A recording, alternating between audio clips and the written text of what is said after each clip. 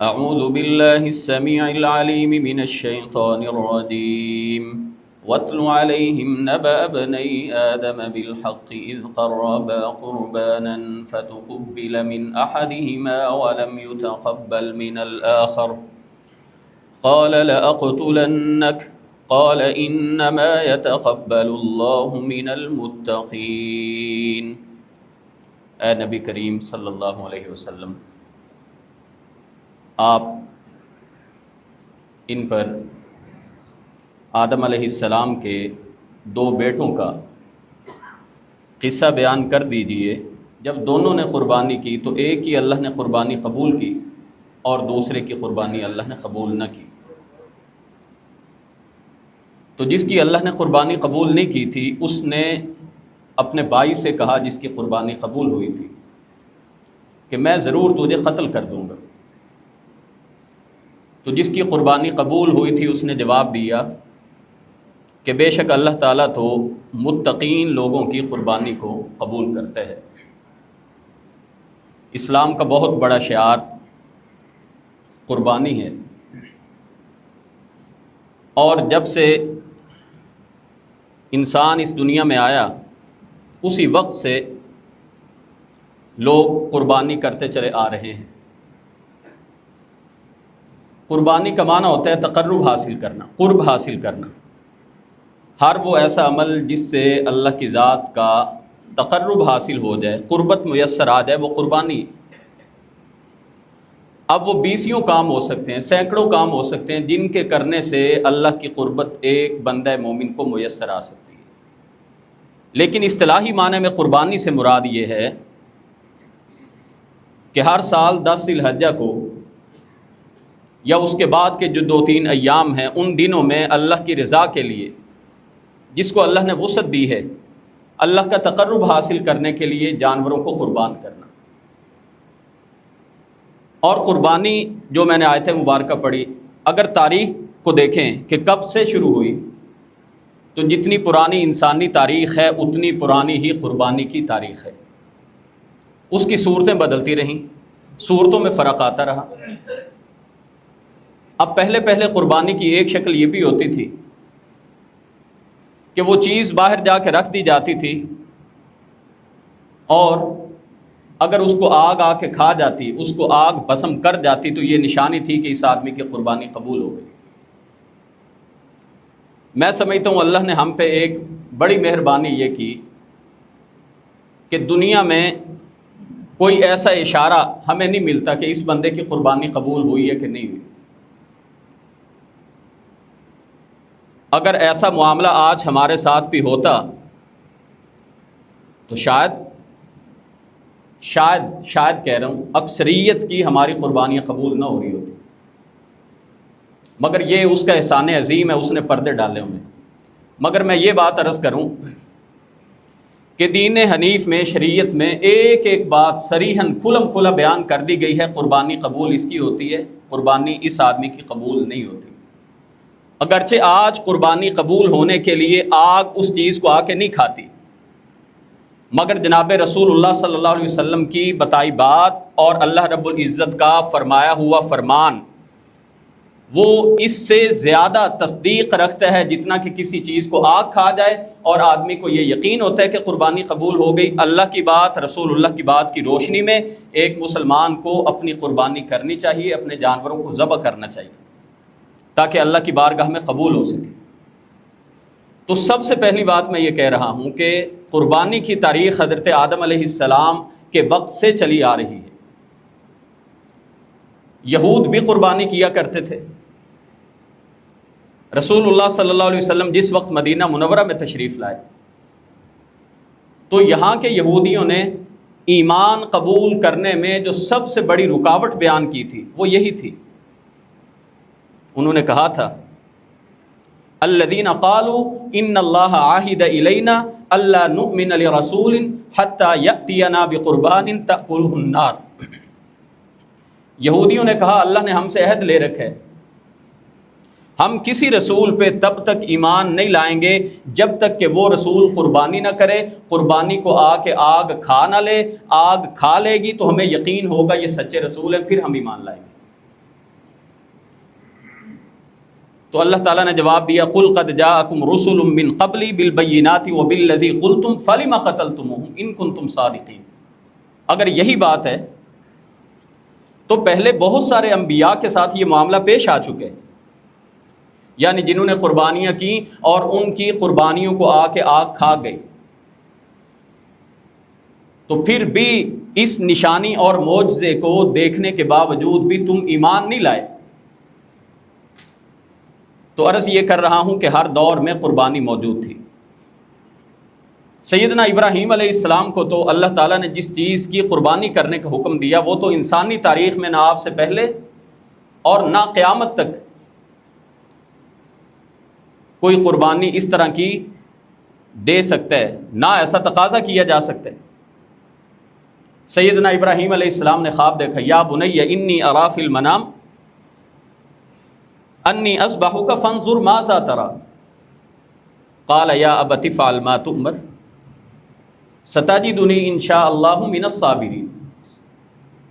اے پیارے بیٹے، میں نے خواب میں دیکھا ہے کہ تجھے ذبح کر رہا ہوں، تیری کیا رائے ہے؟ تو کیا فرمایا؟ یا ابت افعل ما تؤمر، اے ابا جان جو آپ کو حکم دیا گیا ہے آپ کر گزریے، اگر اللہ نے چاہا تو مجھے آپ صبر کرنے والا پائیں گے۔ گویا قربانی محض جانور کو ذبح کرنے کا نام نہیں ہے، بلکہ اپنی عملی زندگی کو کلی طور پہ اپنے سر کو تسلیم خم کر دینا، تسلیم و رضا کا دوسرا نام قربانی ہے۔ یہی بات سیدنا اسماعیل علیہ السلام نے فرمائی تھی، ستجدنی ان شاء اللہ من الصابرین۔ ان سے کہا جو آپ سے اللہ نے فرمایا ہے وہ آپ کر گزریے، میں قربانی دینے پہ تیار ہوں۔ وہ تو پھر اللہ نے رحمت کی، حضرت ابراہیم علیہ السلام تو لے کے چل پڑے تھے۔ فلما اسلم وتلہ للجبین ونادیناہ ان یا ابراہیم قد صدقت الرؤیا انا کذلک نجزی المحسنین وفدیناہ بذبح عظیم۔ اللہ تعالیٰ فرماتے ہیں دونوں نے کمال اطاعت کی۔ سیدنا ابراہیم علیہ السلام نے بیٹے کو زمین پہ لٹا بھی دیا، اور وہ تو ہم نے ان کو ایک فدیے کے طور پہ ایک ذبیحہ عطا کر دیا۔ نبی کریم علیہ السلام کو اللہ تعالیٰ نے جو سابقہ شریعتوں سے حکم چلا آ رہا تھا اسی کی پیروی میں حکم دیا، فَصَلِّ لِرَبِّكَ وَانْحَرْ۔ اے نبی کریم صلی اللہ علیہ وسلم اپنے رب کے لیے نماز پڑھیے اور نحر کیجیے، جانوروں کو ذبح کیجیے۔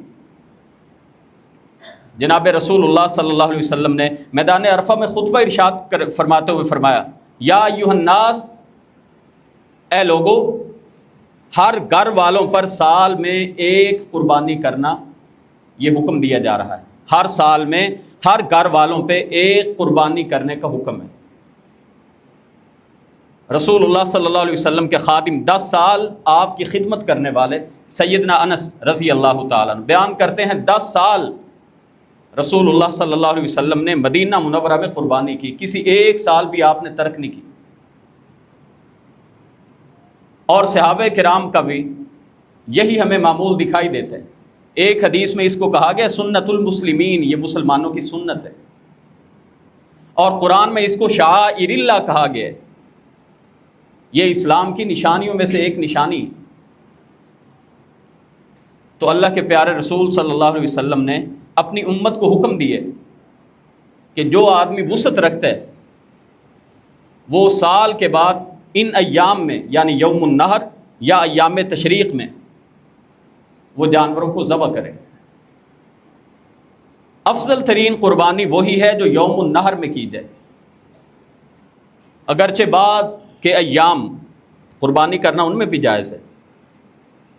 کتنے دن ہیں اس میں بھی آپ سنتے ہیں ہمارے اہل علم کے ہاں اختلاف ہے، کچھ کہتے ہیں 2 دن ہیں، کچھ کہتے ہیں 3 دن ہیں، مگر یہ بات ذہن میں رہے کہ یوم النحر قربانی کا دن یہ 10 ذی الحجہ ہے۔ دوسری بات یہ ذہن میں رکھیں، رسول اللہ صلی اللہ علیہ وسلم ہر سال اس قربانی کو 10 ذی الحجہ کو کرتے تھے۔ باقی رخصت دی ہے کہ اگر کسی سبب سے کوئی آدمی 10 کو نہیں کرنا چاہتا تو ایام تشریق میں کر لے، 11، 12، 13 تاریخ تک۔ بعض کہتے ہیں کہ قربانی کے بعد 10 ذی الحجہ کے بعد 2 دن ہیں، بہرحال میں اس تفصیلی بحث کی طرف نہیں جانا چاہتا، لیکن افضل ترین اللہ کے رسول علیہ السلام نے فرمایا کہ افضل دن اللہ کے ہاں وہ یوم النحر ہے، قربانی کا دن ہے، پھر یوم القر ہے، 11 ذی الحجہ ہے۔ البتہ رخصت کے دروازے آپ کو شریعت میں کھلے دکھائی دیتے ہیں کہ بعد کے دنوں میں کوئی قربانی کرنا چاہتا ہے تو کر لے، لیکن یوم النحر کو جناب رسول اللہ صلی اللہ علیہ وسلم نے قربانی کی ہے۔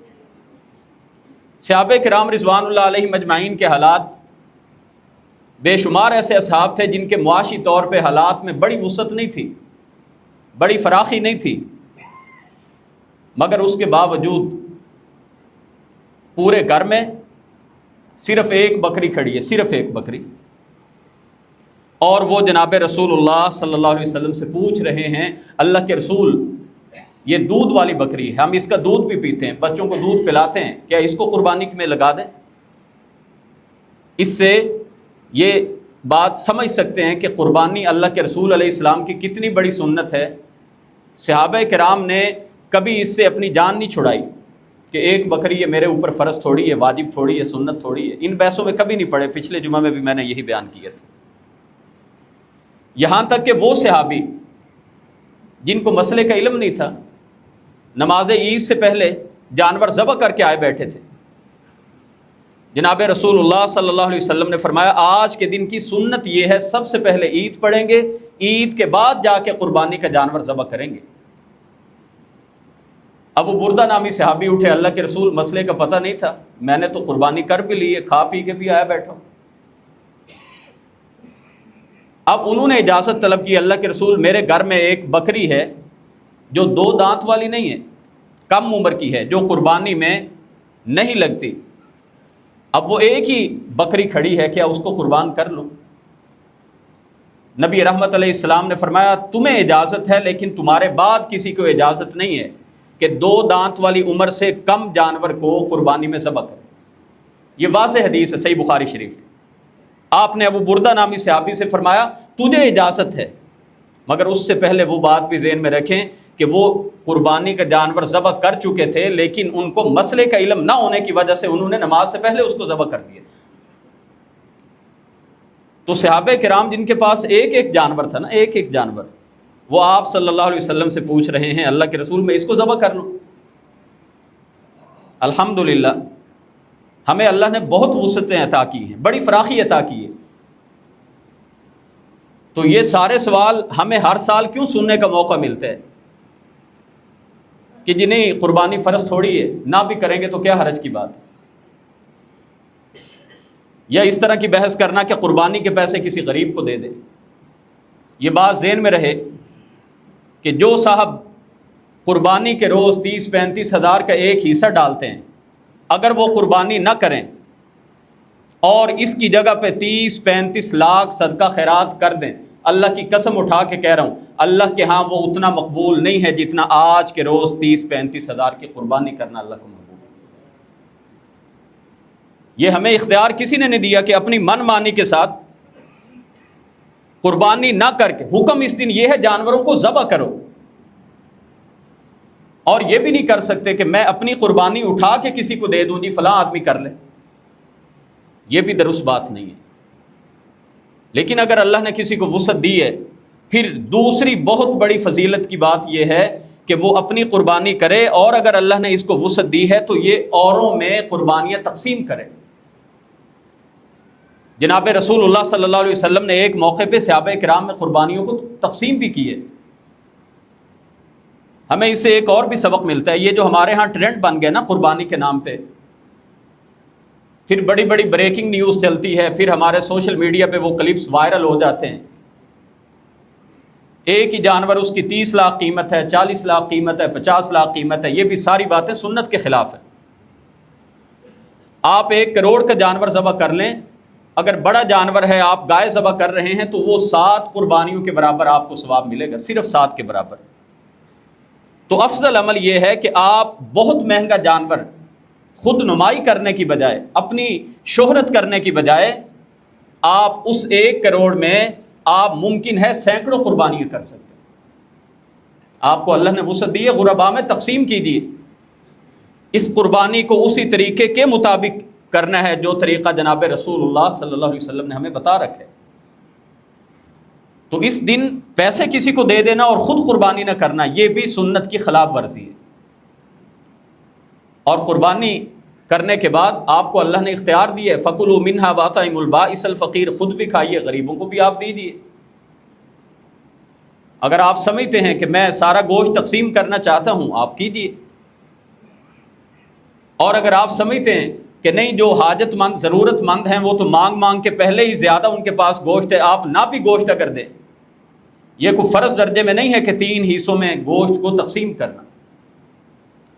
امام شافعی رحمۃ اللہ علیہ نے صرف اس کو مستحب بتایا، فَكُلُوا مِنْهَا وَأَطْعِمُوا الْقَانِعَ وَالْمُعْتَرَّ، اس آیت کی روشنی میں کہ خود بھی کھائیے، جو سائلین آتے ہیں ان کو بھی دیجیے، اور جو بیچارے شرما کے منگتے نہیں ہیں ان کا بھی خیال کیجیے، سفید پوش طبقے کا خیال کیجیے، ان کے گھروں میں گوشت پہنچائیے، یہ افضل بات ہے۔ تو قربانی جس طرح ہر ایک عبادت کا ایک ظاہر ہے ایک باطن ہے۔ نماز ہم پڑھنے آئے ہیں، 100% یقینی بات ہے آپ میں سے کوئی بھی ایک صاحب بغیر وضو کے یہاں پہ نہیں بیٹھے، کیوں؟ پتہ ہے وضو نہیں ہوگا تو نماز نہیں ہوگی۔ یہ مثال ہر ایک عبادت میں آپ اپلائی کر سکتے ہیں۔ ہر عبادت کا ایک ظاہر ہے، ایک اس کا باطن ہے، اور عبادت وہی عبادت ہوگی جو جناب رسول اللہ صلی اللہ علیہ وسلم کی سنت کی پیروی میں کی جائے۔ اپنی مرضی سے تو نہیں کریں گے نا، وہ حدیث جو میں نے پہلے بیان کی، اپنی مرضی سے کریں گے نا تو پھر گوشت ہی ہوگا، قربانی نہیں ہے۔ جو میں نے حدیث بیان کی ابو بردہ نامی صحابی کی، تو کیا دیکھیں انہوں نے قربانی کے لیے جانور خریدا اور 10 ذی الحجہ کو وہ جانور ذبح کر رہے ہیں، نیت ساری قربانی کی ہے لیکن سنت سے ہٹ کے جانور ذبح کیا۔ اللہ کے رسول علیہ السلام نے کیا فرمایا؟ چھوٹی سی غلطی، سنت سے ہٹ کے جانور ذبح کیا، فرمایا صرف گوشت کھانا پینا ہے، قربانی کوئی نہیں ہے۔ اس میں ہمارے لیے بہت بڑا سبق ہے، بہت بڑا سبق ہے۔ اپنی قربانیوں کو اسی طریقے کے مطابق جانوروں کو ذبح کیجئے جو دین حنیف نے ہماری رہنمائی کی ہے۔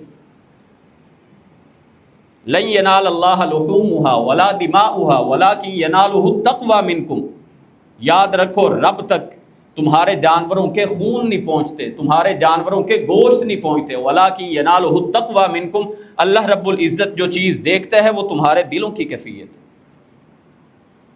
رب جو چیز کو دیکھتے ہیں وہ دیکھتے ہیں تم نے کس پیسے سے قربانی کی ہے، کن حالات میں قربانی کی ہے۔ تو یہ اس کا باطن ہے، باطنی پہلو اس کا یہی ہے۔ اب ذرا آپ دیکھ لیں، میں اپنے آپ کو دیکھتا ہوں، آپ اپنے آپ کو دیکھیے، پورے معاشرے کو دیکھ لیجیے، رشتہ داروں میں، خاندان میں، محلے داروں میں ہم ظاہری چیزیں پوچھ رہے ہوتے ہیں، وہ بھی پوچھنی چاہیے، مسائل ہے نا، پوچھنے چاہیے، اچھی بات ہے۔ کون سا جانور قربانی میں لگتا ہے جی؟ بالکل پوچھیں۔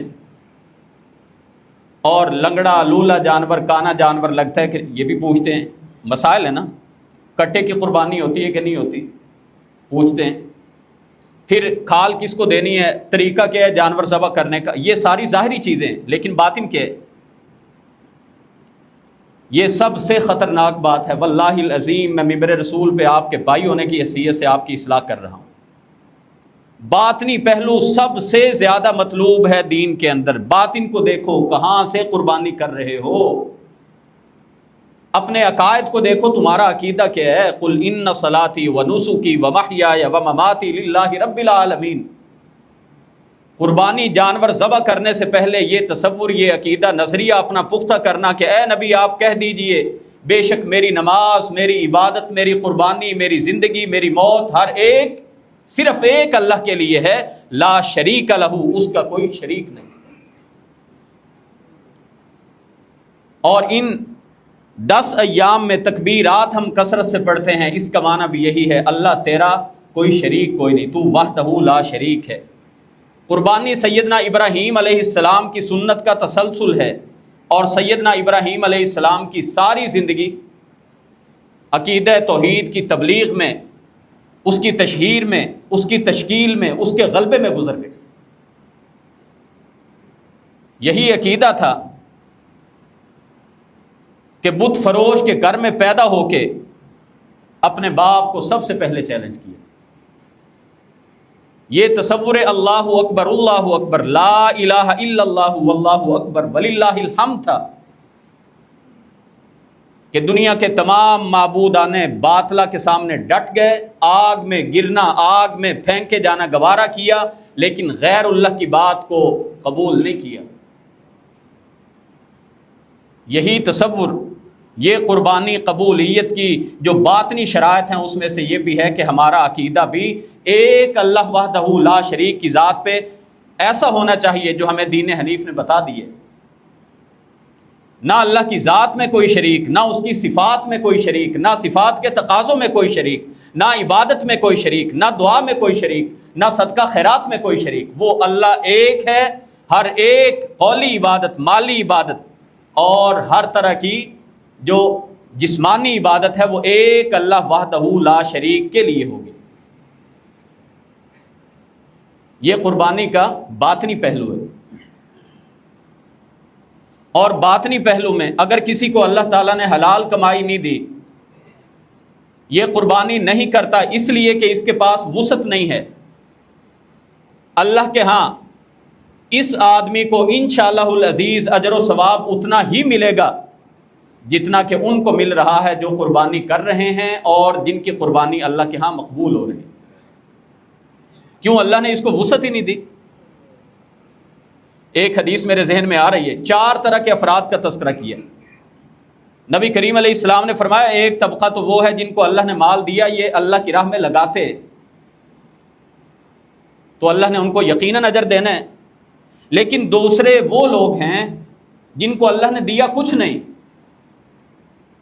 لیکن یہ سوچتے ہیں کاش اللہ مجھے بھی دے، میں بھی اللہ کی راہ میں یہ تمام اچھے کام کروں جو فلاں فلاں صاحب کر رہے ہیں، میں بھی حج کروں، میں بھی عمرہ کروں، میں بھی قربانیاں کروں، میں بھی غریبوں کی مدد کروں۔ اللہ کے رسول علیہ السلام نے فرمایا اس کی حسن نیت کی وجہ سے، اگرچہ اس نے کچھ نہیں کیا لیکن اللہ اس کو اجر و ثواب وہ سارا عطا کر رہے ہیں جو ایک مخیر کو، اللہ کی راہ میں دینے والے کو عطا کر رہے ہیں۔ اور ایک وہ آدمی جس کو اللہ نے پیسہ دیا غلط کاموں میں اڑاتا ہے، فضول خرچی کرتا ہے، یہ تو گنہگار ہے ہی۔ چوتھا وہ آدمی فرمایا جسے اللہ نے کچھ نہیں دیا لیکن جو آدمی غلط کاموں پہ پیسہ لوٹا رہا ہے، اس کا ٹارگٹ وہ ہے، یہ سمجھتا ہے کاش مجھے بھی رب پیسے دے، میں بھی اس بندے کی طرح فضول اڑاؤں گا۔ اللہ کے رسول علیہ السلام نے فرمایا اس کو چاہے پیسہ نہ بھی ملا، یہ گناہ میں پورا پورا برابر کا شریک ہوگا۔ عرض یہ کر رہا ہوں اگر اللہ نے حلال کمائی نہیں دی اور کوئی قربانی نہیں کرتا اس لیے کہ وسعت نہیں ہے، اللہ کے ہاں اجر و ثواب کی کوئی کمی نہیں ہے، اللہ کے ہاں جانور مطلوب ہے تو وہ جو حلال کمائی سے ذبح کیا جائے۔ کچھ جانوروں کی جیسے ہماری عبادت میں ایک ظاہر ہے، ظاہر کیا ہے؟ نماز سے پہلے ہم نے ہاتھ کتنے بلند کرنے ہیں، ہاتھ کہاں پہ باندھنے ہیں، رکوع کیسے کرنا ہے، سجدہ کیسے کرنا ہے وغیرہ۔ حج پہ جاتے ہیں، عمرہ پہ جاتے ہیں، اس کا ایک ظاہر ہے، کس انداز میں طواف کرنا ہے، صفا مروہ کی صحیح کرنی ہے، وہ طریقہ بھی جناب رسول اللہ صلی اللہ علیہ وسلم کا ہونا چاہیے۔ اور آپ نے کچھ جانور کی ظاہری چیزیں بھی بتائیں۔ 4 طرح کا جانور قربانی میں ذبح نہ کرو۔ ایسا جانور جو لنگڑا ہو، ایسا جانور جو آنکھ سے کانا ہو، ایسا جانور جو بظاہر بیمار دکھائی دے رہا ہو، ایسا جانور جو اتنا بوڑھا ہو جس کی ہڈیوں میں گودا کوئی نہیں۔ سیدنا علی رضی اللہ تعالیٰ عنہ فرماتے ہیں کہ ہمیں جناب رسول اللہ صلی اللہ علیہ وسلم نے حکم دیا تھا ہم قربانی کا جانور خریدنے سے پہلے اس کے کانوں کو اور اس کی آنکھوں کو اچھی طرح سے دیکھ لیں۔ اس جانور کی ظاہری جو شرائط ہیں اس میں سے ایک یہ بھی ہے کہ کوئی بھی جانور 2 دانت سے کم قربانی میں ذبح نہیں کرنا چاہیے۔ لا تذبحوا، اللہ کے رسول علیہ السلام کا واضح حکم ہے، صریح حکم ہے، صحیح حدیث ہے، لا تذبحوا، مت ذبح کرو، بات ختم۔ کون سی بات ہے جو ہمیں سمجھ نہیں آئی؟ الا مسنتن، سوائے اس کے جو 2 دانت والا ہو، الا ان یاسر علیکم فتذبحوا جزاۃ من الضأن، مگر ساتھ میں رخصت دے دی اگر تمہارے لیے مشقت ہو، 2 دانت والا جانور نہیں مل رہا، فتذبحوا جزاۃ من الضأن، تو کھیرا دمبا یا بھیڑ میں سے کھیرا جانور جو 1 سال کی عمر سے کم ہے وہ ذبح کر سکتے ہو۔ تو اگر مجبوری بن جائے، مارکیٹ میں جانور شارٹ ہو جائے یا پیسے کم ہیں، سستا جانور آپ کو دمبا مل رہا ہے، چھترا مل رہا ہے، وہ کھیرا ہے، اللہ کے رسول علیہ السلام نے اجازت دی ہے۔ اور اس کے علاوہ بکرا وغیرہ میں یا بڑے جانوروں میں یہ دیکھ لینا چاہیے کہ یہ جانور کیا 2 دانت ہو چکے، جس طرح فرمایا کہ کوئی بھی عیب دار جانور نہ ہو۔ خصی ہونا قربانی کے جانور میں عیب نہیں ہے۔ اللہ کے رسول علیہ السلام نے جو مینڈے ذبح کیے تھے وہ خصی شدہ تھے، تو یہ سنت سے ثابت ہو گیا کہ خصی جانور کرنا یہ نہ صرف جائز ہے بلکہ جناب رسول اللہ کی سنت ہے۔ جو آپ نے جانور مینڈے ذبح کیے تھے وہ خصی شدہ تھے۔ تو اللہ تعالیٰ سے یہ توفیق بھی مانگنی چاہیے کہ یہ جو شعار ہے نا اسلام کے، اللہ تعالیٰ ان کی محبت ہمارے دلوں میں پیدا کر دے۔ وَمَن يُعَظِّمْ شَعَائِرَ اللَّهِ فَإِنَّهَا مِن تَقْوَى الْقُلُوبِ، اللہ کے شعار کی عظمت دلوں میں بیٹھنا یہ بھی تقوی کی نشانی ہے، یہ عام بات نہیں ہے۔ بظاہر انسان کو یہ سمجھ ہی نہیں آتا کہ اس کے پیچھے فلسفہ کیا ہے۔ فلسفہ تو یہی ہے کہ پورا سال ہی ہمیں قربانی کا احصار کا حکم دیا گیا، پورا سال ہی اپنی خواہشات کو قربان کرنا یہ بھی قربانی ہے۔ اپنی جو کسی کے ساتھ لڑائی جھگڑا ہو جاتا ہے، اپنے نفس کو کنٹرول کر دینا، اس کو معاف کر دینا، یہ بھی قربانی ہے۔ صدقہ خیرات بھی قربانی ہے۔ یہ ساری قربانی کی شکلیں ہیں، اور اس قربانی کی پریکٹیکلی جو شکل ہمیں عملی طور پہ ایک بار یاد دہانی کے طور پہ 10 ذی الحجہ کو کرائی جاتی ہے کہ یہ مسلمان سال بھر ان قربانی دینے کے لیے احصار کے جذبے سے یہ سرشار رہے۔ اسی لیے ہم اکثر دیکھتے ہیں، ابھی 2-4 دن پہلے ایک مجھ سے سوال پوچھا گیا امریکہ سے کہ جی وہ 3-4 قربانیاں ہر سال کرتے ہیں تو کیا ان کا مقصد ہے یہ فلسطین میں بھیج دینے چاہیے پیسے، نہ قربانی کریں، کیا یہ کوئی فرض تھوڑی ہے؟ تو میں نے ابتدا جو ساری بات کی وہ اسی بات کا جواب تھا۔ جتنی مرضی آپ اللہ کی راہ میں صدقہ خیرات کریں، اور یہ بھی یاد رہے اللہ کی راہ میں صدقہ خیرات بھی زیادہ وہی کرتے ہیں جو قربانیاں کرنے والے ہوتے ہیں۔ یہ جو طبقہ کہتا ہے نا قربانی کا کیا مقصد ہے، وہ آپ کو نظر آئے گا بسنت پہ اربوں روپیہ اڑائیں گے، اس وقت کوئی نہیں پوچھے گا یہ پیسہ کسی غریب کو دے دے۔ ایپل آئی فون جب نیا ماڈل آتا ہے، میں پچھلے سال کی رپورٹ پڑھ رہا تھا، ساری رات لائنوں میں لگ کے کھڑے ہوتے ہیں جب ملنا ہوتا ہے۔ 5-6-7 لاکھ روپے کے موبائل ان کی جیبوں میں ہیں، کبھی کسی نے یہ نہیں کہا کہ یہ کسی غریب کی بچی کی شادی کر دیں۔ یہ 5-5 کروڑ کی گاڑیوں پہ پھرنے والے، کبھی ان کے ذہن میں یہ خیال نہیں آیا کہ یہ گاڑی کے پیسے ہم کوئی مسجد میں واٹر کولر لگوا دیں۔ قربانی کے موقع پہ یہ سارے فلاسفر کہاں سے آتے ہیں یہ پوچھنا چاہیے نا۔ اور اگر ہم دیکھیں تو یہ پورا ایک سرکل ہے، اس میں یہی گوشت غربا تک جاتا ہے، ان سے ہمدردی ہوتی ہے۔ بہت سارے ایسے لوگ جو سال بھر گوشت نہیں کھا پاتے اس طرح سے، یہی بات تو اللہ تعالیٰ نے فرمائی وَأَطْعِمُوا الْبَائِسَ الْفَقِيرَ، خود بھی کھاؤ غریبوں کو بھی کھلاؤ۔ تو ان کی حکمتیں ہمیں سمجھ آئے نہ آئیں، فلسفے ہمیں سمجھ آئے نہ آئیں، ہماری بات میں، ہمارے علم میں، ہمارے جو شعور میں نقص ہو سکتا ہے، شریعت کے بتائے ہوئے احکامات میں کوئی نقص نہیں ہو سکتا۔ یہ قربانی، یہ اسلام کے شعار ہیں، قیامت تک مسلمانوں میں یہ انشاءاللہ العزیز جاری رہے گا۔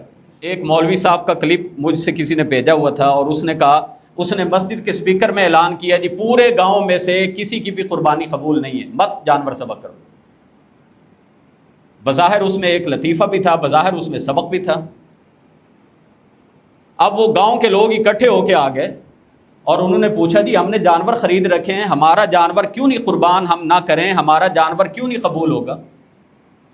تو وہ مولوی صاحب ایک آدمی سے پوچھتے ہیں تم کیا کرتے ہو؟ اس نے کہا میں دودھ بیچتا ہوں۔ تو اس نے کہا پانی ملاتے ہو؟ اس نے کہا ملا۔ اس نے کہا تمہاری قربانی قبول نہیں۔ دوسرے سے پوچھا کیا کرتے ہو؟ جی میں سرکاری نوکری کرتا ہوں۔ رشوت لیتے ہو؟ جی لیتا ہوں۔ انہوں نے کہا تمہاری قربانی۔